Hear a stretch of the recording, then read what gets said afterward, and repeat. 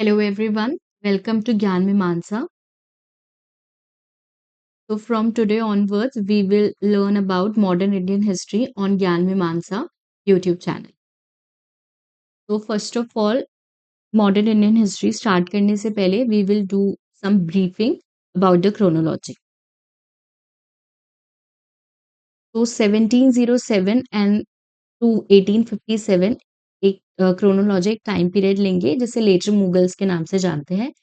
And आप में से अगर पता है 1707 क्यों इम्पोर्टेंट है तो you can comment down below. Later Mughals period में हम क्या देखेंगे? Europeans in India. कौन कौन सी यूरोपियन कंपनीज थी जो इंडिया में आई थी? जैसे पोर्टुगीज आए थे, डच, इंग्लिश और British, then Danes and last में जो है फ्रेंच. तो ये जो ईस्ट इंडिया कंपनी है इनके बारे में हम पढ़ेंगे. इन्होंने किस तरीके से इंडिया में पहले ट्रेड किया, देन सेटल हुए, फिर इंडिया पे रूल किया था. ये सारी चीजें हम देखेंगे. क्या क्या डेवलपमेंट इनके टाइम पीरियड पे हुए, किस तरीके से ये सारी कंपनी स्पेसिफिकली अगर हम इंग्लिश की बात करें और ब्रिटिश की बात करें, किस तरीके से ये इंडिया में ट्रेड करने आई थी, देन सेटलमेंट स्टार्ट किया एंड उसके बाद जो है रूल्स एंड रेगुलेशन भी स्टार्ट इन्होंने कर दिया था. ये सारी चीजें हम देखेंगे. फिर हम फॉल ऑफ मुगल्स देखेंगे. इट डजंट मीन कि ये सारी जो कंपनीज थी वो मुगल्स के फॉल के बाद आए, बट ये सारी कंपनीज जो है वो उन सब के लिए इजी हो गया. इन कंपनीज के लिए इजी हो गया इंडिया में ट्रेड करना, सेटल होना एंड देन रूल करना स्पेसिफिकली इंग्लिश के लिए या फिर हम ब्रिटिश के लिए कह सकते हैं. ऑलराइट, फॉल ऑफ मुगल्स में हम क्या देखेंगे? अराउंड 1707 जब औरंगजेब की डेथ हो जाती है, उसके बाद से जितने भी रूलर्स आएंगे वो वीक है. तो औरंगजेब के जितने भी सक्सेसर थे वो हम हमें देखेंगे कि वीक सक्सेसर थे. तो इस वजह से ये जो प्रॉब्लम है वो इमर्ज हो जाती है, क्योंकि जो नॉमिनल पोजीशन है, जो एम्पायर का किंग है, वो ही बहुत ज्यादा वीक है. इसलिए जो फॉरेन पावर्स है वो इंडिया में रूल कर पाई, सेटल होके रूल कर पाई. देन इस टाइम पीरियड पे जैसे हम अगर इंडिया का एग्जाम्पल ले, just draw one rough map of India.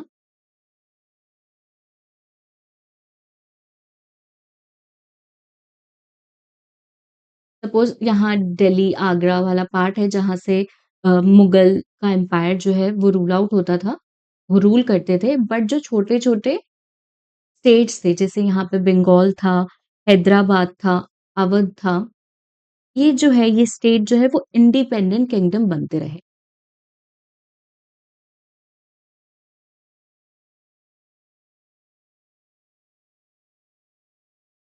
सिर्फ जो मुगल की सोवरेनिटी थी वो नॉमिनल थी. सिर्फ हम कह सकते हैं नाम के लिए वो मानते थे कि मुगल्स जो है या फिर जो मुगल एम्पायर है उनके हम अंडर है, बट वो सारी अपनी आर्मी से लेके अपने जितने भी चीजें करनी होती थी अपने एम्पायर में, ये तीनों स्टेट खुद करते थे.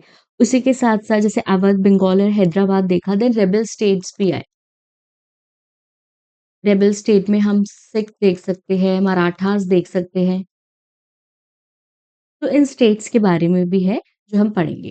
फिर हम ये देखेंगे जो ईस्ट इंडिया कंपनी थी, specifically English east India company और ब्रिटिश ईस्ट इंडिया कंपनी, वो इतनी पावरफुल कैसे हो गई.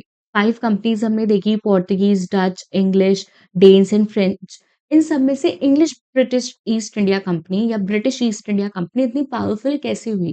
किस तरीके से वो सिर्फ ट्रेड करने आई थी और फिर बाद में रूल करके जो है इंडिया पे वापस जाती. ये सारी चीजें जो है हम देखेंगे. देन जब इंग्लिश या ब्रिटिश इतने सारे रूल्स रेगुलेशन चेंज करे थे, तो इंडिया के लोगों में भी रिवॉल्ट हुआ. तो 1857 का हम रिवॉल्ट भी देखेंगे, क्यों हुआ, क्या ट्रिगर पॉइंट था, किस तरीके से सारी सिचुएशन जो है वो इंडिया में इमर्ज हुई. फिर उसके बाद ब्रिटिशर्स ने ये सारी चीजें किस तरीके से चेंज करी, उन्होंने अपने रूल्स एंड रेगुलेशन में क्या चेंजेस जो है वो किए. ये सारी चीजें भी हम देखेंगे. उसके बाद जो सेकंड हम फेज देखेंगे वो इंडियन नेशनलिज्म देखेंगे. 1857 के रिवॉल्ट के बाद हम ये नेशनलिज्म जो है देखेंगे. उस टाइम पीरियड पे नेशनलिज्म की फीलिंग जैसे हम आज जानते हैं नेशनलिज्म क्या होता है, उस तरीके का नेशनलिज़्म उस टाइम पीरियड पे नहीं देखा जा सकता।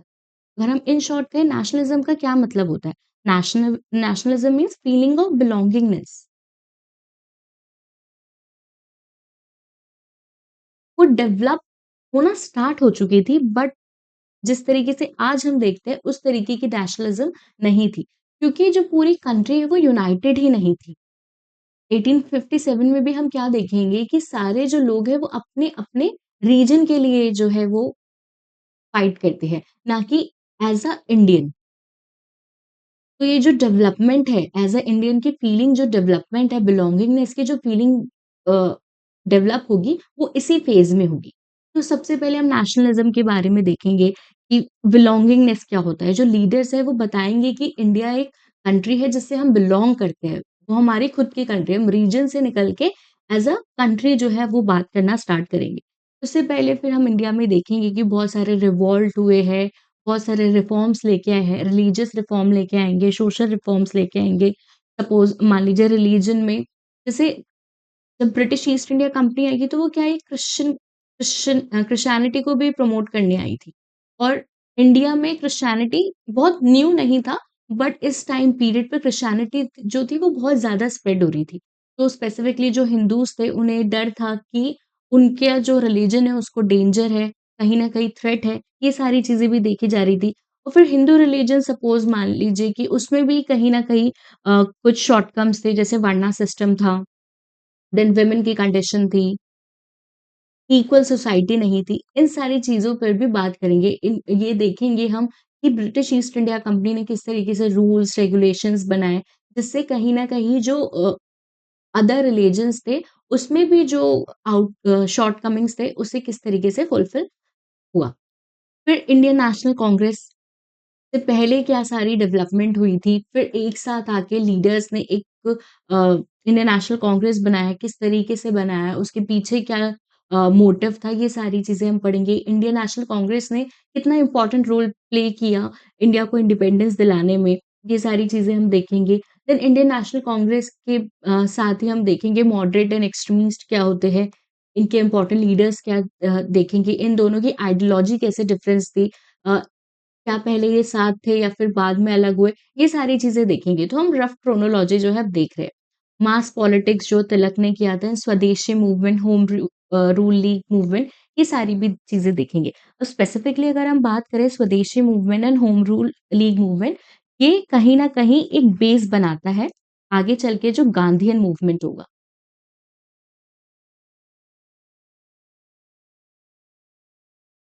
जो गांधी जी इतने बड़े-बड़े मूवमेंट्स कर पाए उसमें कहीं न कहीं जो तिलक ने या होम रूल लीग ने या फिर स्वदेशी मूवमेंट ने एक बेस रेडी कर दिया। जब किसी भी इंस्टीट्यूशन का बेस बहुत स्ट्रॉन्ग होगा, तो बिल्डिंग जो है बहुत ज़्यादा स्ट्रॉन्ग बनेगी। तो स्वदेशी मूवमेंट ने गांधीयन मूवमेंट के लिए एक बेस रेडी किया। एटलीस्ट लोगों के अंदर जो वहाँ पे मासेस थे, इंडियन मासेस थे, उनके अंदर ये फीलिंग डेवलप हुई नेशनलिज़्म की, बिलॉन्गिंगनेस की, कि इंडिया जो है हम उससे जुड़े हुए हैं, हम किसी एक पर्टिकुलर रीजन से जो है वो जुड़े हुए नहीं है। हमारा पूरा जो एक कंट्री है, नेशन का जो फीलिंग है, वो डेवलप करने में ये सारे जो स्मॉल और मास रिफॉर्म्स थे, मूवमेंट थे, उसने हेल्प किया। फिर नेक्स्ट हम पढ़ेंगे गांधीयन फेज़।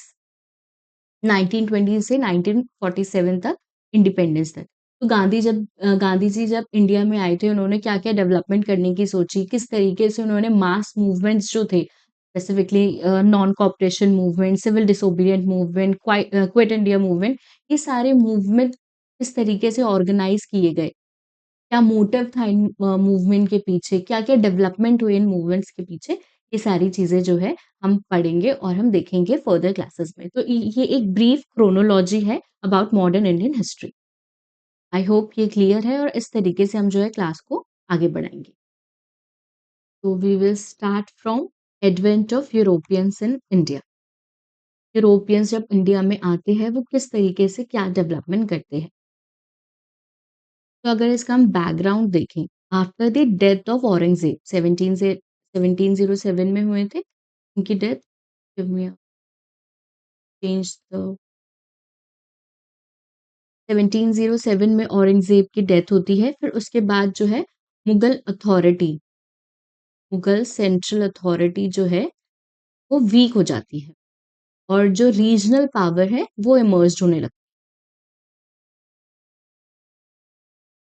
और इससे क्या होता है, यूरोपियंस के लिए ईज़ी हो जाता है ट्रेड करना, सेटल होना एंड देन रूल करना।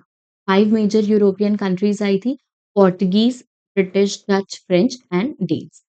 अब देखिए 1707 में ये सारी चीज़ें हो रही थी, इट मीन्स मुगल जो है, मुगल की जो अथॉरिटी है वो धीरे-धीरे वीक पड़ती जा रही थी। 1707 से पहले भी यूरोपियंस आते थे फॉर द ट्रेड। इस टाइम पीरियड पे क्या होता है, इंडिया जो है, आप यहाँ देख सकते हैं इंडिया, ये यूरोप। इंडिया और यूरोप में पहले ट्रेड होता था बाय लैंड, लैंड रूट के थ्रू जो है वो ट्रेड किया जाता था। बट 1453 में क्या होता है, फॉल ऑफ कॉन्स्टेंटिनोपल होता है। ये मैप है, मैं इसके थ्रू आपको समझाती हूँ। कॉन्स्टेंटिनोपल आप यहाँ देख सकते हैं, जो बाइजेंटाइन एम्पायर के अंदर आता था एंड ऑटोमन टर्क्स यहाँ थे, ऑटोमन टर्क्स। अब इन दोनों के बीच में टेंशन होती है और जो कॉन्स्टेंटिनोपल या बाइजेंटाइन है वो हार जाता है। अब जो कॉन्स्टेंटिनोपल या बाइजेंटाइन है वो क्रिश्चियनिटी को प्रमोट करता है, ऑटोमन टर्क्स जो है वो इस्लाम को प्रमोट करते थे। अब जैसे ही टर्क्स जो है वो विन हो जाते हैं, तो ये जो लैंड रूट है वो उसे चोक कर देते हैं। इस वजह से ये जो स्मूथ रूट था, जो स्मूथ ट्रेड रूट था, वो कहीं न कहीं बहुत ज़्यादा स्मूथली नहीं होता। इट डज़न्ट मीन कि जो ऑटोमन टर्क्स थे वो यूरोपियंस को इंडियंस के साथ या फिर एशियन कंट्रीज़ के साथ ट्रेड नहीं करने देते थे। बट वो जो प्राइस था, जो नॉमिनल फीस ना लेके बहुत ज़्यादा फीस जो है वो लेते थे। तो इस वजह से जो यूरोपियन कंट्री है, उन्होंने सी रूट जो है वो डिस्कवर करना स्टार्ट किया। तो जब अ, इंडिया जो है पहले भी ट्रेड करता था, बट पहले लैंड रूट की तरफ ट्रेड करता था, बट जब ये कॉन्फ्लिक्ट बीच में आया तो उन्होंने सी रूट जो है वो डिस्कवर करना स्टार्ट कर दिया। तो in 1453 Constantinople fell to Ottoman empire, Ottoman Turks. तो जो रेड सी का रूट था, रेड सी का जो रूट था, वो किसके अंडर आ गया? ऑटोमन टर्क्स के अंदर आ गया, इस्लामिक रूलर्स के अंदर आ गया। तो उन्होंने बहुत ज़्यादा ट्रेमेंडस रेवेन्यू जो है वो यूरोपियन कंट्री से लेने लगे, क्योंकि लैंड रूट जो है वो पूरी तरीके से अरब्स कंट्रोल कर रहे थे। अब इस टाइम पीरियड पे एक और डेवलपमेंट हुई थी, यूरोपियन कंट्री में रेनेसा आ गया था। अब रेनेसा का क्या मतलब होता है? रेनेसा से पहले हम एक छोटी-सी स्टोरी जानेंगे, not important for exam, but जिससे हमारा थोड़ा-सा माइंड क्लियर होगा कि किस तरीके से ये सारी चीज़ें फॉलो हो रही थी। स्पिरिट ऑफ रेनेसा जो है वो यूरोपियन कंट्रीज़ में कैसे स्टार्ट हुआ?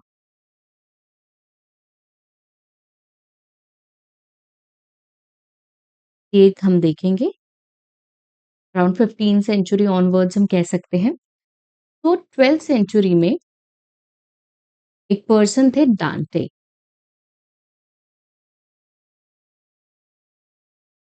तो उन्होंने अ, एक कॉमेडी करी, एक बुक में कॉमेडी करी अबाउट जीसस और बाइबल के लिए। जीसस एंड बाइबल के लिए ऐसे जोक क्रैक किया, कॉमेडी करने की कोशिश की। तो इससे क्या हुआ, जो डांटे नाम के पर्सन थे उन्हें किल कर दिया, उन्हें जला दिया गया था। तो कहीं न कहीं यहाँ पे चैलेंज उठा रिलिजन के लिए।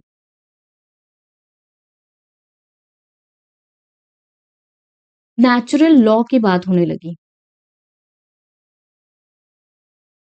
साइंटिफिक डेवलपमेंट की बात होने लगी।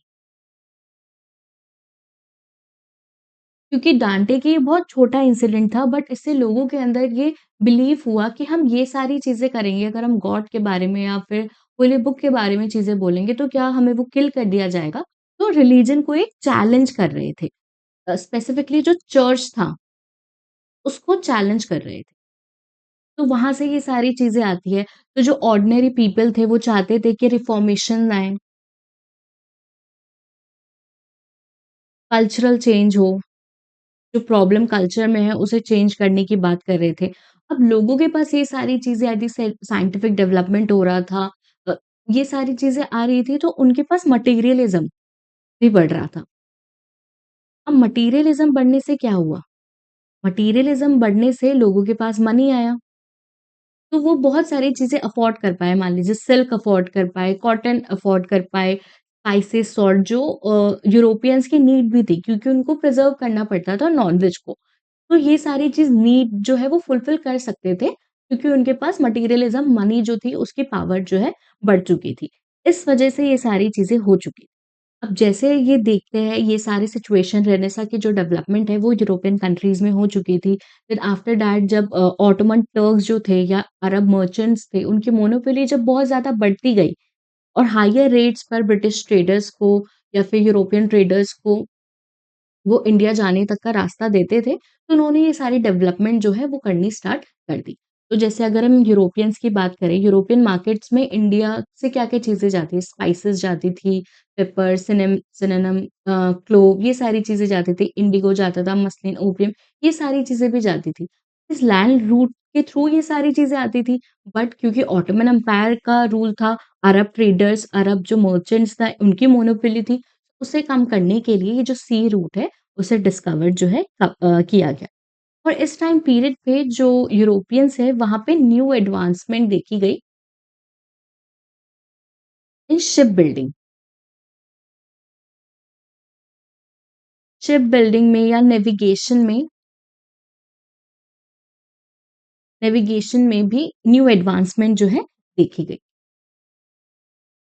जब शिप बिल्डिंग में, साइंटिफिक नेविगेशन में, रिसर्च, ट्रेनिंग में जो है स्टेट भी इन्वॉल्व हो रहा था। जो स्टेट था, यूरोपियन स्टेट था, वो भी कहीं न कहीं अपने जो ट्रेडर्स थे, उनको ये सारी फैसिलिटीज़ जो है प्रोवाइड कर रहा था कि कंपास प्रोवाइड कर रहा था, ट्रेनिंग दे रहा था, शिप बिल्डिंग कैसे होती है, कौन-कौन सी चीज़ें इम्पोर्टेंट होती है लॉन्ग ट्रेड को करने के लिए, वो सारी चीज़ें जो है बता रहा था।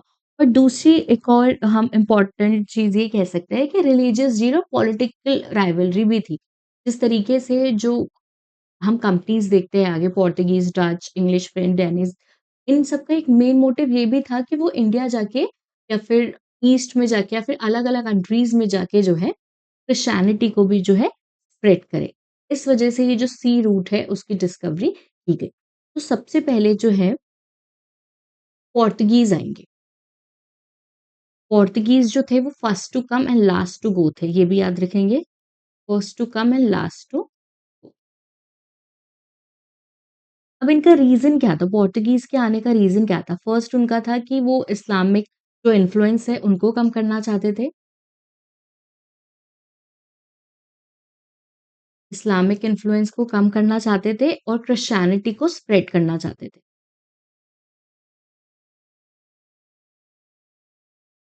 तो वहाँ पे एक किंग थे, प्रिंस हेनरी थे पोर्तुगल के, जिन्हें नेविगेटर के नाम से भी जाना जाता है।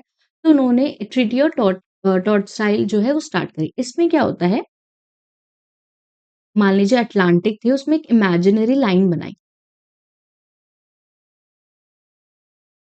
तो उन्होंने जो क्रिश्चियनिटी थी या फिर हम कह सकते हैं नॉन क्रिश्चियन जो वर्ल्ड था, उसे 2 पार्ट्स में जो है वो डिवाइड कर दिया था, वेस्ट एंड ईस्ट। तो इस ट्रीटी के बाद जो नॉन क्रिश्चियन वर्ल्ड था वो 2 पार्ट्स में डिवाइड था, वेस्ट एंड ईस्ट। तो जो वेस्ट वाला एरिया था, उसे स्पेन को दिया कि आप यहाँ पे जो है अपना ट्रेड कर सकते हैं। इस लाइन के बाद जितने भी कॉन्टिनेंट आएँगे, रूट आएँगे, आप उसे फॉलो करेंगे, और ईस्ट में जो है वो पोर्तुगल्स को दे दिया। तो एक इमेजिनरी लाइन बनाई, वेस्ट में स्पेन को और ईस्ट में पोर्तुगल्स को जो है दिया गया। तो इस तरीके से स्पेन एंड जो पोर्तुगल है, उसे ट्रेड करने के लिए परमिशन जो है वो प्रिंस हेनरी ने दी थी। अब देखिए, ये पूरा जो रूट है पोर्तुगल, जहाँ पे इंडिया है, अब देखिए 3 पर्सन निकलते हैं। 1487 में जो डायस था, बार्थोलोमेव डायस, वो गए और वो केप ऑफ गुड होप जो है वहाँ तक गए, वहाँ पे उन्होंने एक्सप्लोर करना स्टार्ट किया। देन 1492 में कोलंबस गया, हम सबको पता है कोलंबस जो है इंडिया को ढूँढने निकला था, बट वो इस तरह गया, यहाँ पे मैप नहीं है, तो वो आज का जो अमेरिकन कॉन्टिनेंट है उसको उसने ढूँढा कोलंबस ने। फिर वास्को डी गामा जो था वो 1498 में कैलिकट पहुँचा, इंडिया पहुँचा, केरला में। और जब वो यहाँ पे पहुँचा तो उसने 60 टाइम्स जो है वो प्रॉफ़िट कमाया पेपर और स्पाइसेस से। देखिए हम कभी-कभी बोल देते हैं कि वास्को डी गामा ने जो इंडिया है उसे डिस्कवर किया। वास्को डी गामा ने इंडिया को डिस्कवर नहीं किया, वास्को डी गामा ने सी री रूट को जो है डिस्कवर किया है। उसने ढूँढा है, फर्स्ट यूरोपियन था जिसने सी रूट जो है इंडिया तक जाने का वो ढूँढा है। क्योंकि इससे पहले भी इंडिया के साथ जो है यूरोपियंस का ट्रेड होता था, बट कॉन्फ्लिक्ट के बाद ऑटोमन टर्क्स एंड कॉन्स्टेंटिनोपल के जो कॉन्फ्लिक्ट थे उसके बाद जो है सी रूट ढूँढा गया। तो वास्को डी गामा 19 में आते हैं, वास्को डी गामा रीच करते हैं केरला में।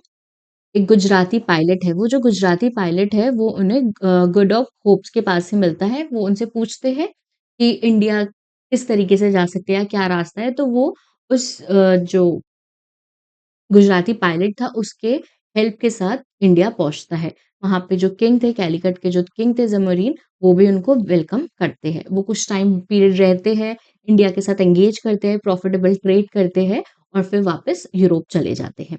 फिर उसके बाद पेड्रो कैब्रल आते हैं कैलीकट में, वो भी इंडिया में आते हैं और फैक्ट्री जो है, स्पाइस के लिए जो फैक्ट्री है उसका ट्रेड जो है स्टार्ट करते हैं। फिर से वास्को डी गामा इंडिया में आते हैं 1501 में।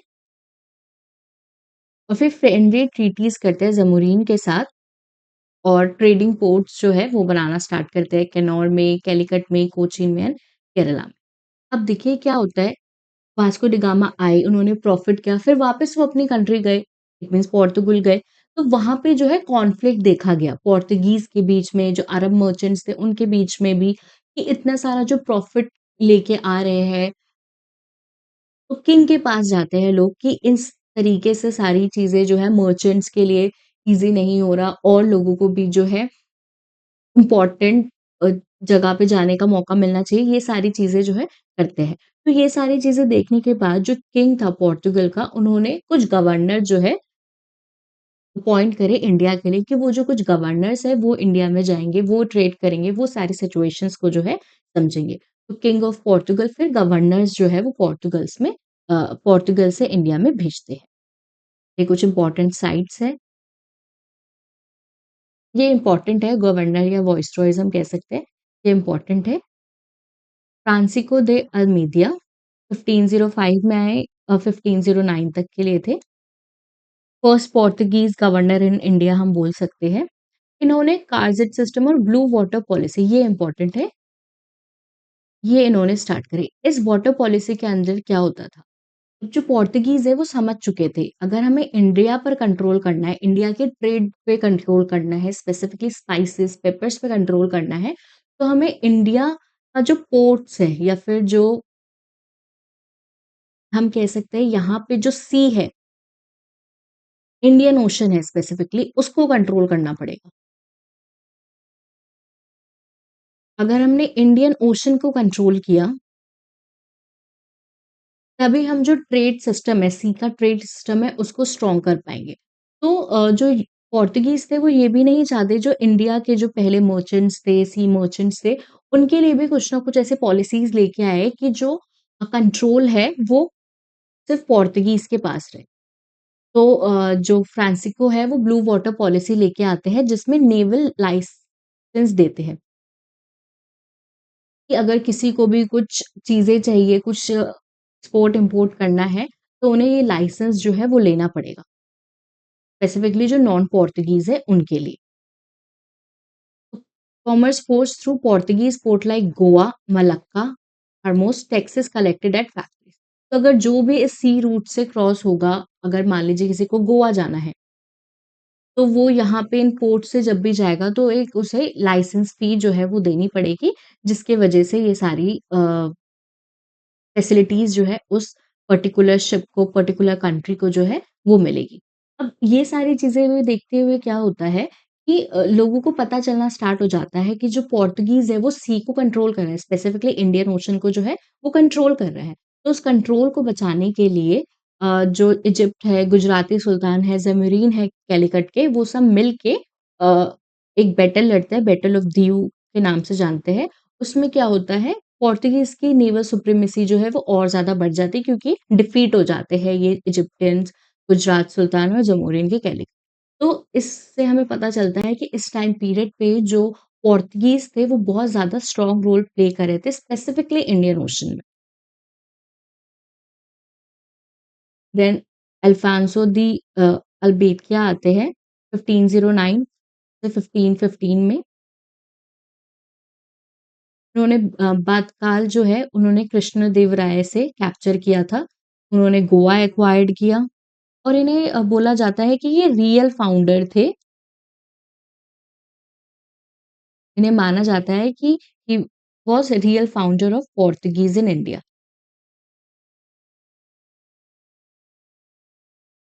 तो इन्होंने गोवा भी एक्वायर्ड किया था यूसुफ आदिल शाह से, बीजापुर के जो थे। देन इन्होंने एक इम्पॉर्टेंट चीज़ की थी, इन्होंने अबॉलिश की थी सती को और जो प्रॉपर्टीज़ राइट थी लोकल वुमेन को वो भी ग्रांट की। तो ये भी इम्पॉर्टेंट है, ये पूछा जा सकता है। फिर उन्होंने जो ये देखिए जो पोर्तुगीज़ थे ना, वो कंट्रोल जो है वो सी पे ही रखना चाह रहे थे। वो लैंड पे उतना ज़्यादा नहीं जा रहे थे, लैंड को कंट्रोल करने की ज़्यादा कोशिश नहीं कर रहे थे, वो सी को कंट्रोल करने की ज़्यादा कोशिश कर रहे थे। तो मलक्का पे कंट्रोल एक्सपैंड किया, हार्मोस पे जो है कंट्रोल एक्सपैंड किया और इंडियन ओशन जो है, सी जो है, उस पे कंट्रोल एस्टैब्लिश करने की कोशिश की थी। एंड इन्होंने कुछ न्यू क्रॉप्स भी इंट्रोड्यूस की थी टबैको की, कैश्यू नट की and new variety of coconuts भी जो है इन्होंने इंडिया में लेके आए थे, इंट्रोड्यूस करे थे। देन नेक्स्ट वॉइसरॉय और गवर्नर पोर्तुगीज़ के जो इम्पोर्टेंट है वो है Nuno da Cunha he shifted the headquarters from Cochin to Goa in 1530। तो ये भी इम्पोर्टेंट है। इन्होंने जो एडमिनिस्ट्रेटिव हेडक्वार्टर था वो कोचीन से गोवा शिफ्ट कर दिया था। कुछ ही इम्पोर्टेंट पॉइंट्स हम याद रखेंगे एग्जाम पॉइंट ऑफ व्यू से। और इन्होंने जो अपनी सेटलमेंट थी, वो भी बंगाल में एस्टैब्लिश की थी, हुगली में एस्टैब्लिश की थी, अपना हेडक्वार्टर। ईस्ट में क्योंकि वो एक्सपैंड करना चाह रहे थे।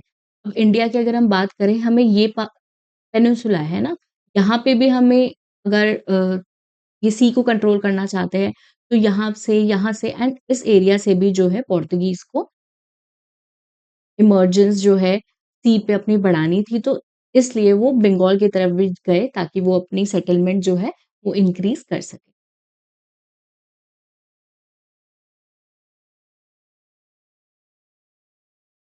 अब ये सारी डेवलपमेंट के बाद भी जो पोर्तुगीज़ थे, उसका उनका हम सिग्निफिकेंस देख लेते हैं और क्यों जो पोर्तुगीज़ था, उनका रूल इंडिया में धीरे-धीरे खत्म हो गया। तो अगर हम देखें कि उनका रूल जो है वो इंडिया में क्यों खत्म हुआ? क्योंकि उनकी जो पॉलिसीज़ थी, स्पेसिफिकली रिलीजियस पॉलिसीज़ थी, जो नॉन क्रिश्चियंस थे, उनके लिए बहुत खराब थी। जिस तरीके से उन्होंने पॉलिसीज़ बनाई थी, क्योंकि इनका भी एक मोटिव था कि वो इंडिया में क्रिश्चियनिटी जो है, वो स्प्रेड आउट करे। फिर जो सी प्रैक्टिस थी, पायरेसी देखी गई थी सी में, डिसऑनेस्ट ट्रेड जो है, वो भी देखे गए थे।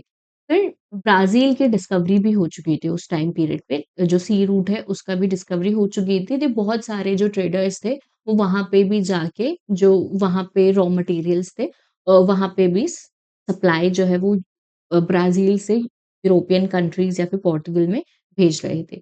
देन जो ब्रिटिश एंड डच थे वो भी इस टाइम पीरियड पे आ चुके थे और ब्रिटिश जो थे वो most important east Indian company जो है इंडिया में आई थी और उसकी मोनोपोली जो है वो खत्म होती हुई दिखाई दे रही थी। जो लोकल रूलर्स थे, यूरोपियन पावर्स थी, वो भी पोर्तुगीज़ से उतने ज़्यादा खुश नहीं थे, उनकी पॉलिसीज़ से इतनी ज़्यादा खुश नहीं थे। जैसे हमने देखा ब्लू वाटर पॉलिसीज़ थी, जिसकी वजह से वो कंट्रोल करना चाहते थे सी को, क्योंकि वो लैंड को कंट्रोल नहीं कर रहे थे। उन्हें पता था कि अगर सी को कंट्रोल कर लेंगे, एक ट्रेड जो रूट है उसे कंट्रोल कर लेंगे तो बेनिफिट्स जो है वो बहुत ज़्यादा बढ़ जाएँगे। अच्छा, पोर्तुगीज़ की कुछ सिग्निफिकेंस भी है, इम्पोर्टेंट क्यों है पोर्तुगीज़? सबसे पहले तो वो फर्स्ट यूरोपियन थे जो इंडिया में आए थे थ्रू सी रूट। तो इसलिए वो इम्पोर्टेंट थे। इंडिया में आकर उन्होंने नेवल पावर पे बहुत ज़्यादा इन्वेस्टमेंट जो है वो किया था क्योंकि उन्हें सी रूट को कंट्रोल करना था, इसलिए उन्होंने नेवल पावर को स्ट्रॉन्ग बनाने के लिए चीज़ें करी। मरीन कंपास जो है, वॉच, मेटल मेटल बेस जो टेक्नोलॉजी है वो लेके आए, प्रिंटिंग प्रेस भी जो है वो पोर्तुगीज़ ही लेके आए थे, इंट्रोड्यूस किया था इंडिया में, हम कह सकते हैं। नेवल में भी इम्पोर्टेंट रोल प्ले किया। देन मिलिट्री इनोवेशंस भी जो है वो देख सकें। अब मिशनरीज़ या फिर क्रिश्चियनिटी को इंडिया में स्प्रेड करा, बहुत सारे चर्च जो है वो बनाए। गोवा में हम देखते हैं, बहुत सारे चर्च जो है वो देखे गए थे। तो ये कुछ सिग्निफिकेंस थे पोर्तुगीज़ के, जो इंडिया में आए और उन्होंने क्या-क्या कंट्रीब्यूट किया इंडिया की इकोनॉमी में, सोशली क्या इम्पोर्टेंट रोल प्ले किया था। देन उसके बाद जब पोर्तुगीज़ के बाद जो है हम डच भी देख सकते हैं। तो डच की बात करें तो 1605 से 1760 तक देखे गए थे। और डच वो उस एरिया से हम कह सकते हैं मान लीजिए हॉलैंड हो गया, नीदरलैंड हो गया, उस एरिया से हम देख सकते हैं। तो 1596 में कॉर्निस दे हॉटमन फर्स्ट डच जो थे वो इंडोनेशिया आए। तो इंडिया से पहले वो इंडोनेशिया गए थे। 1602 में Dutch India company formed up and permission granted to trade with East Indies including India. ये इम्पोर्टेंट है कि डच जो है सबसे पहले इंडिया नहीं आए थे, वो इंडोनेशिया गए थे। इवन डच का जो मेन पावर था या फिर हम कह सकते हैं उनका जो मेन इंटरेस्ट था वो इंडोनेशिया में ही था। इंडिया में उन्होंने फर्स्ट जो कंपनी फर्स्ट फैक्ट्री जो है वो एस्टैब्लिश की मसूलीपट्टनम में। देन कहीं न कहीं क्योंकि जो ब्रिटिश थे वो मोस्ट पावरफुल कह सकते हैं इस टाइम पीरियड पे, तो उनके साथ भी डिफीट जो है देखा गया था डच का इंडोनेशिया में भी। जब ये सारी चीज़ें हुई तो डच से इंग्लिश ने श्रीलंका के पोर्ट ये सारी चीज़ें भी जो है ले ली थी। डच ने श्रीलंका ले लिया था पोर्तुगीज़ से क्योंकि पोर्तुगीज़ का जो रूल है वो धीरे-धीरे इंडिया में कम होता हुआ गया था। और फिर ब्रिटिश से एग्री करके डच जो है वो इंडोनेशिया में ही अपना और जो ट्रेड है वो करते हुए। तो डच का इम्पोर्टेंस जो है वो थोड़ा-सा कम देखा गया है इंडियन पर्सपेक्टिव से क्योंकि उन्होंने बहुत ज़्यादा फैक्ट्री भी एस्टैब्लिश नहीं की। उनका जो मेन इंटरेस्ट का एरिया था वो इंडोनेशिया की तरफ था। इंडोनेशिया में जो मटीरियल मिलता था, ट्रेड जो था उनसे रिलेटेड था। तो वो इंडिया के साथ बहुत ज़्यादा या इंडिया में ट्रेड से बहुत ज़्यादा इम्प्रेस नहीं थे, वो इंडोनेशिया जाते थे और इंडिया में ऑलरेडी जो थे इम्पोर्टेंट कंपनीज़ जो है वो देखी गई थी, चाहे वो ब्रिटिश ईस्ट इंडिया कंपनी और फ्रेंच आगे जाके हम देखेंगे देन पोर्तुगीज़ भी जो थे उस टाइम पीरियड पे देखे गए थे। तो डच का इन्फ्लुएंस जो है वो इंडिया में कम रहा था। बट ऐसा नहीं है कि डच ने बिल्कुल भी इंडिया में सेटलमेंट नहीं की, उन्होंने सेटलमेंट की बट उनका इन्फ्लुएंस इंडियन सबकॉन्टिनेंट में या इंडिया में कम देखा गया था।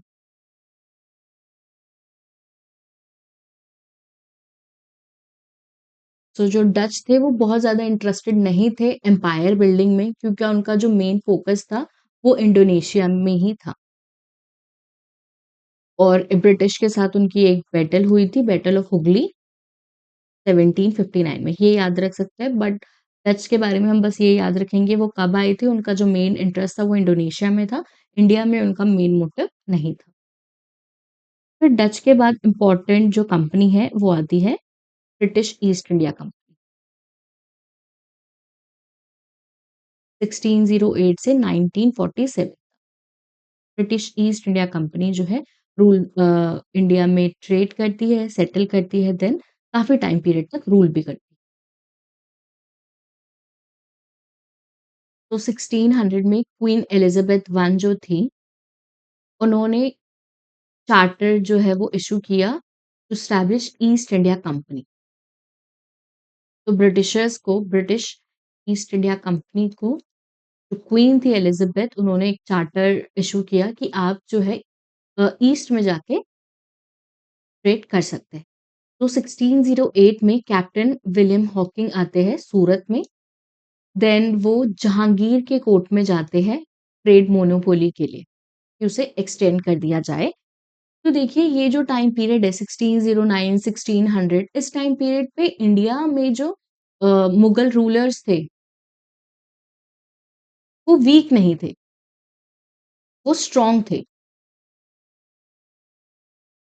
तो इसलिए जो ब्रिटिशर्स आए थे या फिर कोई भी कंपनी आ रही थी, ब्रिटिश ईस्ट इंडिया कंपनी की अगर हम यहाँ बात करें, तो वो सिर्फ़ ट्रेडिंग पर्पज़ से आ रहे थे। उनका बिल्कुल ये पर्पज़ नहीं था कि हम यहाँ पे सेटल होंगे या फिर हम यहाँ पे रूल करेंगे। क्योंकि इंडिया में जो रूलर्स थे, उस टाइम पीरियड पे जो एम्पायर था, वो बहुत स्ट्रॉन्ग था। इसलिए वो सिर्फ़ और सिर्फ़ ट्रेडिंग के लिए, ट्रेड रे राइट्स के लिए जो वो आते थे। तो ईस्ट इंडिया कंपनी ने ट्रेडिंग मछलीपट्टनम में किया, फैक्ट्री सेटअप की। देन 1612 में कैप्टन थॉमस बेस्ट आते हैं जिन्होंने पोर्तुगीज़ को डिफीट किया बैटल ऑफ वाली में और जहांगीर ने उन्हें परमिशन दी कि वो सूरत में भी अपनी फैक्ट्रीज़ जो है वो ओपन कर सकते हैं। देन 1615 में सर थॉमस रे आए जिन्हें जहांगीर ने परमिशन दी कि वो अपनी फैक्ट्रीज़ जो है वो आगरा, अहमदाबाद एंड बरूच में भी लगा सकते हैं। तो ये इम्पोर्टेंट पॉइंट्स है कि कौन आया था, जैसे ये पूछ सकता है कि कौन से रूलर किस मुगल रूलर के टाइम पीरियड पे ये पर्टिकुलर पर्सन जो है वो आए थे। तो ये 3 इम्पोर्टेंट पर्सन हैं, जहांगीर के टाइम पीरियड पे आए थे, ये हम याद रखेंगे। और ये भी याद रखेंगे कि पर्टिकुलरली पहले जब East India company, British East India company आई थी, इनका रोल सिर्फ़ और सिर्फ़ ट्रेडिंग से था, सेटलमेंट और रूल करने की बात तब देखी गई, जब जो मुगल सोवरेनिटी है वो कमज़ोर पड़ती गई, मुगल्स के जो एम्पायर थे वो वीक सक्सेसर देखे गए, तब ये अपॉर्च्युनिटी जो है वो ब्रिटिश ईस्ट इंडिया कंपनी ने ली थी। अब इस टाइम पीरियड पे बॉम्बे जो है was given to Portugal king in 1661 as a dowry। ये भी इम्पोर्टेंट है। Anglo Dutch compromise of 1667 Dutch agreed not to interfere in British trading activities in India। then ये इम्पोर्टेंट है। जो गोल्डन फरमान है सुल्तान ऑफ गोलकोंडा 1632 ट्रेडिंग फ्रीली, ये golden फरमान जो है वो ब्रिटिश ईस्ट इंडिया कंपनी को मिल गया था। देन ऐसे धीरे-धीरे जो है वो बहुत सारे रूलर्स के पास गए, ब्रिटिश ईस्ट इंडिया कंपनी, कि उन्हें ट्रेडिंग राइट्स चाहिए या फिर ट्रेड में जो फरमान प्रोवाइड किया गया, ट्रेड जो है वो फ्रीली कर पाएँ। ये सारी चीज़ें जो है वो देखी गई थी। Then 1639 got permission from the ruler of Chanderi to build fortified factory at Madras, which later became Fort St. George। ये सारी चीज़ें एक बिल्ट अप करने के लिए मैं आपको बता रही हूँ, बहुत जो इम्पोर्टेंट चीज़ें होगी वो हमें याद करना है। बट ये सारी चीज़ें हम देखते हैं, पढ़ते हैं, आपने भी बुक्स पढ़ी होगी तो आपने ये सारी चीज़ें, ये सारे फैक्ट जो है वो आप उससे फ़ैमिलियर होंगे। देन जहाँ सूबेदार जो था बंगाल के उस टाइम पीरियड पे, उन्होंने भी हुगली राजमहल में फैक्ट्री सेटअप करने की परमिशन जो है वो दे दी थी। देन 1691 में औरंगज़ेब ने भी फरमान इश्यू किया था ईस्ट इंडिया कंपनी का कि वो ड्यूटी फ्री ट्रेड कर सकते हैं बंगाल में। ड्यूटी फ्री ट्रेड कर सकते हैं बंगाल में। देन 1698 में उन्हें ज़मींदारी राइट्स जो है वो मिली थी 3 विलेजेस की 1200 रुपीज़ देके। तो ये सारी जो डेवलपमेंट है वो देखी गई थी कि सबसे पहले उन्हें जो ब्रिटिश ईस्ट इंडिया कंपनी है, उन्हें राइट मिला, क्वीन एलिज़ाबेथ ने जो है चार्टर दे दिया, परमिशन मिली कि वो ट्रेड कर सकते हैं। मोनोपोली मिली ट्रेड की, फिर हॉकिंग आए, फिर जहांगीर के कोर्ट में गए, फिर थॉमस रो आए, फिर उन्हें आगरा, अहमदाबाद, बरोच यहाँ पे जो है फैक्ट्री एस्टैब्लिश करने का मौका मिला। फिर मछलीपट्टनम में उन्होंने फैक्ट्री एस्टैब्लिश करी, सुल्तान ऑफ गोलकोंडा के पास गए थे, देन बॉम्बे को एज़ अ डाउरी पोर्तुगल्स ने दिया था। डच के साथ उन्होंने सेटलमेंट करी, तो यहाँ पे क्या देख रहे हैं हम, पोर्तुगल्स के साथ सारी चीज़ें सेटल हो गई क्योंकि पोर्तुगीज़ और जो ब्रिटिश ईस्ट इंडिया कंपनी है, उसके बीच में एक रिलेशन बिल्ट अप हो गया क्योंकि डाउरी प्रोवाइड करी थी। इट मीन्स उनके रिलेशन जो है वो सेटल डाउन हो चुके थे। डच के साथ उन्होंने सेटलमेंट कर ली थी कि ये जो एरिया है हमारा है, आप जो है इंडोनेशिया में अपना वर्क करेंगे। तो कहीं न कहीं जो छोटे राइवल्स थे उसे ब्रिटिश ईस्ट इंडिया कंपनी जो है अपनी मोनोपोली से हटाते जा रहे थे। और जो रूलर्स थे, इंडिया के जो रूलर थे, चाहे वो जहांगीर हो, औरंगज़ेब है, उन्हें ड्यूटी फ्री ट्रेड करने के लिए पासेस जो है वो प्रोवाइड करे थे। बट सबसे इम्पोर्टेंट हम देखेंगे फारूक शियार का जो फरमान था, वो बहुत गेम चेंजर अ, फरमान देखा गया, फेमस भी और गेम चेंजर भी। मैग्ना कार्टा भी कहा जाता है बंगाल, गुजरात एंड हैदराबाद के लिए। इसमें क्या कहा गया, companies export and import are exempted for custom duty. बस उन्हें एनुअली 3000 रुपीज जो है वो बंगाल में देना पड़ता है। इट मीन्स अगर देखिए, अगर मैं एग्जांपल दूं, मान लीजिए गुड्स है, इसमें सील ऑफ एम्परर लगाया जाता है। जब इस पे सील ऑफ एम्परर लग गया, जैसे मान लीजिए फारूक शियार ने ये फरमान दे दिया कि इस गुड पे ये जो सील है, ये जो एम्पायर का सील है, अब ये बिना टैक्स के जो है बंगाल, गुजरात एंड हैदराबाद में जा सकते हैं, क्योंकि ये सील लग गया। अब सील से क्या हुआ, इस फरमान से क्या हुआ, उन्हें कस्टम ड्यूटीज जो है नहीं देनी पड़ेगी, क्योंकि ये फरमान जो है वो एम्परर ने दिया है। बट इस टाइम पीरियड पे, फारूक शियार के टाइम पीरियड पे भी जो बंगाल है वो इंडिपेंडेंट स्टेट बनता हुआ दिखाई दे रहा था। तो बंगाल की जितनी भी सारी चीजें थी, जो फिस्कल चीजें थी, या फिर वो जिस तरीके से अपनी इकोनॉमी बिल्टअप करता था, वो कहीं ना कहीं टैक्स पे करता था। अब टैक्स जो है वो मिनिमल कर दिया है, बहुत मिनिमल कर दिया है, कि सिर्फ एनुअली 3000 रुपीज जो है बंगाल को देना पड़ेगा, क्योंकि फारूक शियार ने जो है फरमान दे दिया है, या फिर हम कह सकते हैं कि एक दस्तक दे दिया उस टाइम पीरियड, इस फरमान को हम दस्तक भी बोल सकते हैं। दस्तक दे दिया गया है कि जो भी गुड्स इंपोर्ट या एक्सपोर्ट होंगे और अगर उसपे एम्परर का सील है, तो उससे कोई टैक्स जो है वो नहीं लिया जाएगा। The coins of the company minted at Bombay were have to currency throughout the Mughal empire. वो करेंसीज जो है वो भी मिंट करने लगे, और वो पूरे एम्पायर में भी डिस्ट्रीब्यूट होगा और उसे यूज किया जाएगा। अब इससे क्या हुआ, जो कंपनी है, ईस्ट इंडिया कंपनी है, उसका कमर्शियल डोमिनेंस जो है वो बहुत ज़्यादा बढ़ गया। कमर्शियल डोमिनेंस जो है वो बहुत ज़्यादा बढ़ गया, और जो मुगल्स थे, जो इकोनॉमी से रिलेटेड फिस्कल कंट्रोल है स्पेसिफिक, वो बहुत ज़्यादा कम हो गया। स्पेसिफिकली कौन से रीजन में? बंगाल रीजन। क्योंकि टैक्स जो है, पूरा एम्पायर कैसे चलेगा? टैक्स बेसिस पे ही चलेगा। तो वो टैक्स जो है वो बहुत मिनिमल कर दिया गया। इस वजह से ये सारी प्रॉब्लम जो है देखी गई। तो इससे जो ब्रिटिशर्स थे, ब्रिटिश ईस्ट इंडिया कंपनी थे, उसकी जो मोनोपोली है वो धीरे-धीरे इंडिया में बढ़ती रही। तो जहाँ वो सिर्फ ट्रेड करने आए थे, उन्हें फरमान्स जो है वो मिलने लगे, दस्तक मिलने लगे, उन्हें ट्रेडिंग राइट्स मिलने लगे। जिसकी वजह से जैसे उन्हें ट्रेडिंग राइट्स मिलने लगे, जो ब्रिटिशर्स है, ब्रिटिश ईस्ट इंडिया कंपनी है, उन्हें तो प्रॉफिट होने लगा, बट जो वहाँ पे लोकल एरिया है, लोकल रीजन है, उसको नुकसान होने लगा। तो जैसे हम एक बंगाल का एग्ज़ाम्पल जो है वो देख सकते हैं। तो ये सारे, अब देखिए फारूक शियार के टाइम पीरियड पे जो मुगल्स थे, उनकी मोनोपोली जो है वो बहुत ज़्यादा वीक हो चुकी थी, क्योंकि सक्सेसर उतने स्ट्रॉन्ग नहीं थे। ये सारी चीज़ें ऑलरेडी ब्रिटिश इंडिया को पता थी, ब्रिटिश ईस्ट इंडिया कंपनी को पता थी। तो उन्होंने इन सारी चीज़ों को देखते हुए ये फरमान, ये ट्रेडिंग राइट्स और जितने भी राइट्स थे, जिस वजह से उनका ट्रेड जो है वो फ्लरिश हो सकता था, वो बहुत कम अ अमाउंट में जो है चीज़ें खरीद सकते थे, और फिर वो अपनी कंट्री जो है वापस भेज सकते थे बाय सी रूट। वो सारी चीज़ें जो है बहुत मिनिमाइज़ हो गई, और इंडिया में वो ट्रेड के साथ-साथ सेटल होने की तरफ भी बढ़ते रहे। तो ये चीज़ें जो थी वो ब्रिटिश से रिलेटेड थी।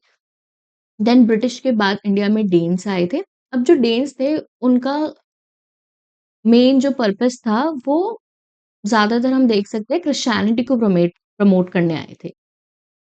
मोर नोन फॉर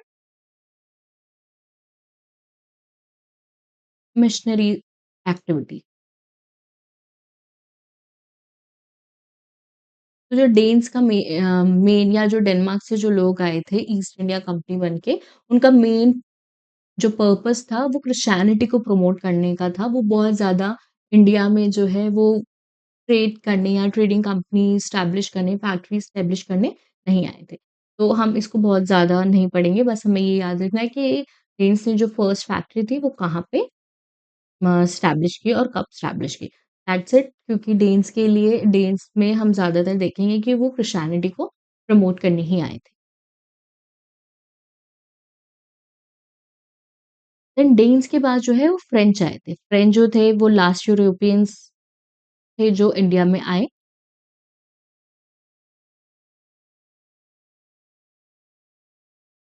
तो Louis 14 the king famous minister Colbert उन्होंने एक कंपनी का फाउंडेशन रखा Compagnie des Indes Orientales French East India company और उन्हें बोला गया कि वो 50 इयर्स की मोनोपोली देते हैं ट्रेडिंग करने के लिए ट्रेड करने के लिए ईस्ट की तरफ ईस्ट इंडीज की तरफ ये उन्होंने बोला। तो जो यूरोपियंस थे वो भी अब यूरोपियंस के जो फ्रेंच थे वो भी इंडिया में अब आ चुके थे। तो याद रखेंगे फ्रेंच जो है वो लास्ट यूरोपियंस थे जो इंडिया में आए थे। Last Europeans to come to India 1664 में उन्होंने स्टैब्लिश किया जो एक मिनिस्टर था उनका उन्होंने फ्रेंच ईस्ट इंडिया कंपनी को स्टैब्लिश करा। उन्होंने फर्स्ट फैक्ट्री जो है वो सूरत में स्टैब्लिश करी, सेकंड मसूलीपट्टनम में स्टैब्लिश की, टाउनशिप स्टैब्लिश की कलकत्ता में, पौंडीचेरी में भी स्टैब्लिश करी उन्होंने कंपनीज। देन उन्होंने 1693 में डच कैप्चर्ड पौंडीचेरी। ये सारी चीजें भी जो है देखी गई। तो हम फ्रेंच के बारे में स्पेसिफिकली हम तब पढ़ेंगे जब हम कार्नेटिक वॉर्स पढ़ेंगे। वहां पे देखेंगे हम फ्रेंच एंड ब्रिटिश के बीच में क्या प्रॉब्लम्स आई वर्ल्ड वाइड में एंड इंडिया में ट्रेडिंग वाइज। तो ये सारी चीजें जो है हम देखेंगे।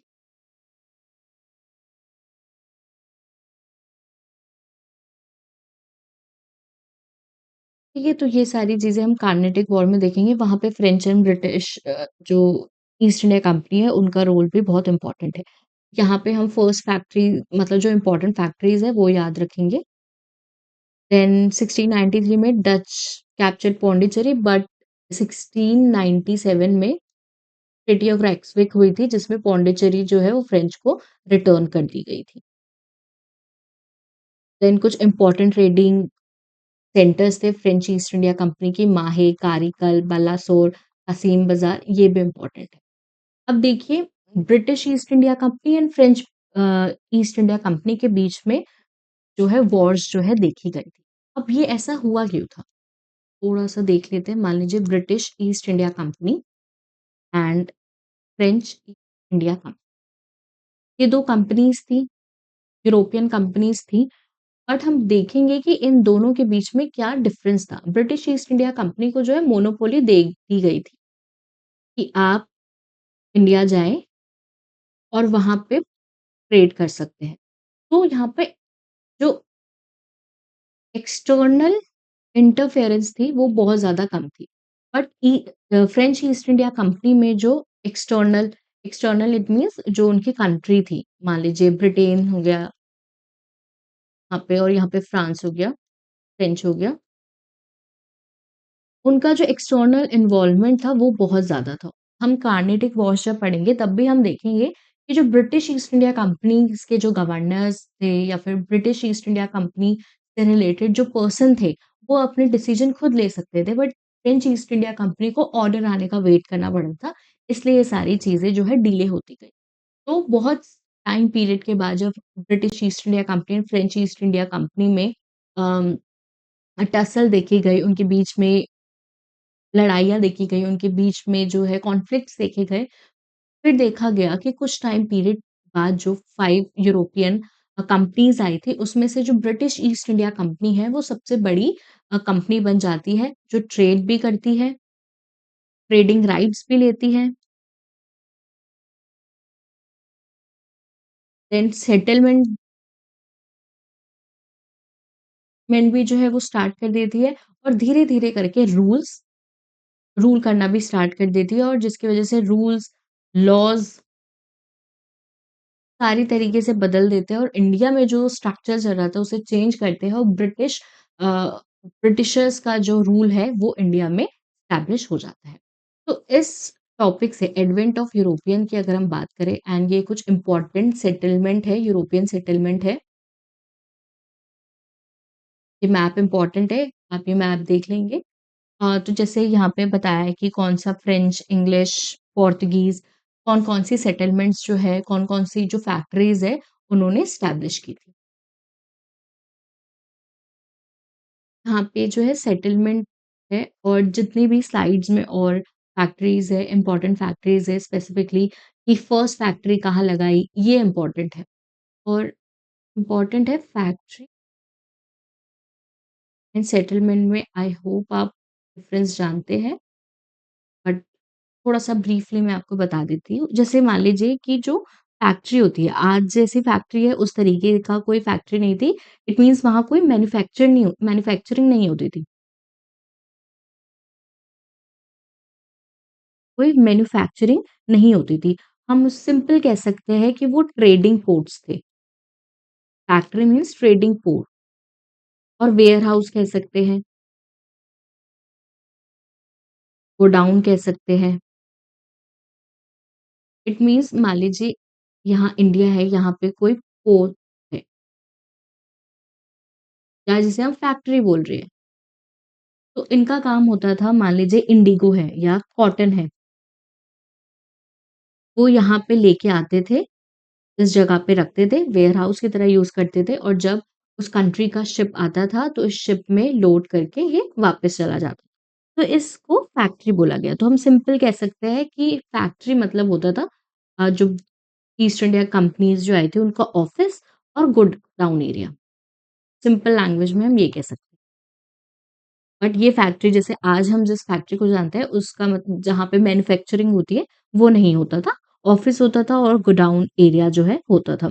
उनका मेन जो फंक्शन था फैक्ट्रीज़ में जो काम करते हैं उनका मेन फंक्शन था अ, जो लोकल इंडियंस थे, लोकल इंडियन मर्चेंट्स थे, उनसे चीज़ें लेना जैसे स्पाइसेस, सिल्क, कॉटन, इंडिगो ये सारी चीज़ें खरीदना और यहाँ पे स्टोर करना। तो ये स्टोर पर्पस के लिए भी यूज़ करते थे, स्टोरिंग के लिए जो है वो यूज़ करते थे। और जब भी यहाँ पे यूरोपियन शिप्स आते थे, तो वो सारा जो मटीरियल है, रॉ मटीरियल है स्पेसिफिकली वो लोड करते थे और अपनी कंट्री में भेज देते थे। बट सेटलमेंट क्या होता था, यहाँ कोई हेवी सिक्योरिटी नहीं होती थी क्योंकि ये सिर्फ ट्रेडिंग पर्पस के लिए यूज़ हो रहा है। बट सेटलमेंट मतलब क्या होता था, कॉलोनी या फिर हम कह सकते हैं मिनी सिटी। यहाँ पे जो यूरोपियंस थे वो परमानेंट रहते थे। एक बेस बना लिया था जहाँ पे वो परमानेंट रहेंगे, वहीं से गवर्न करेंगे, वहीं से अपना बिज़नेस कंट्रोल करेंगे। तो फैक्ट्री एंड सेटलमेंट में फ़र्क है। फैक्ट्रीज़ जो है वो बहुत टाइम पीरियड से चल रही थी, जब वो सी रूट का यूज़ कर रहे थे अपने सामान को इम्पोर्ट एक्सपोर्ट करने के लिए। बट जब वो इंडिया में रूल करने लगे, जब specifically British East India company जब वो उन्हें पता चला कि जो रूलर है मुगल एम्पायर है, उनके जो रूलर्स है, जो उनके सक्सेसर है, वो बहुत ज़्यादा वीक है और इंडिया पे रूल करा जा सकता है, क्योंकि यहाँ पे कोई मेजर पावर नहीं है जो उन्हें रूल करने से रोके। तो उन्होंने जो है अपनी सेटलमेंट्स जो है, वो स्टार्ट कर दी। इट मीन्स उन्होंने अपनी कॉलोनी और अपनी मिनी सिटी जो है वो एस्टैब्लिश करनी अपनी अ, सेटलमेंट एस्टैब्लिश करनी स्टार्ट कर दी, जहाँ पे वो परमानेंटली रहते थे, जितना उनका टाइम पीरियड होता था। वहाँ से वो गवर्न करते थे और बिज़नेस को कंट्रोल करते थे। बट ये सारी चीज़ें जो हैं हम फैक्ट्री के पर्सपेक्टिव में नहीं देख सकते। स्पेसिफिकली जो ये सेटलमेंट होती थी, वो फोर्टिफाइड होती थी। मतलब जैसे यहाँ पे हेवी वॉल्स लगाई गई या फोर्ट्स बनाए जाते थे। जैसे हम अभी हमने देखा था कोलकाता में फोर्ट विलियम फोर्ट के नाम से या सेंट फोर्ट के नाम से भी जाना जाता था। तो इस तरीके की जो है वो सेटलमेंट बनाई जाती थी। ये फैक्ट्री नहीं होती थी। इसमें कोई सामान जो है वो लोड नहीं किया जाता था। यहाँ पे जो कंपनी के लोग थे, वहाँ पे रहते थे, उनके घर होते थे, मार्केट होते थे उनके लिए, चर्च होती थी। अब जब आगे ब्रिटिश ईस्ट इंडिया कंपनी और पावरफुल होगी, तो वो मिलिट्री भी रखेगी। ये सारी चीज़ें जो है डेवलप की जाती हैं। तो इसलिए इसे मिनी सिटी की तरफ से आप जान सकते हैं। फैक्ट्री एक बहुत डिफरेंट पार्ट है एंड सेटलमेंट जो है बहुत डिफरेंट पार्ट है। सारी कंपनीज़ जब आई थी उन्होंने फैक्ट्री एस्टेब्लिश की थी, बट जैसे-जैसे उन्हें पता चला कि इंडिया में जो है हम रह सकते हैं, इंडिया में हम एस्टेब्लिश हो सकते हैं, तो उन्होंने सेटलमेंट भी करना स्टार्ट कर दिया था।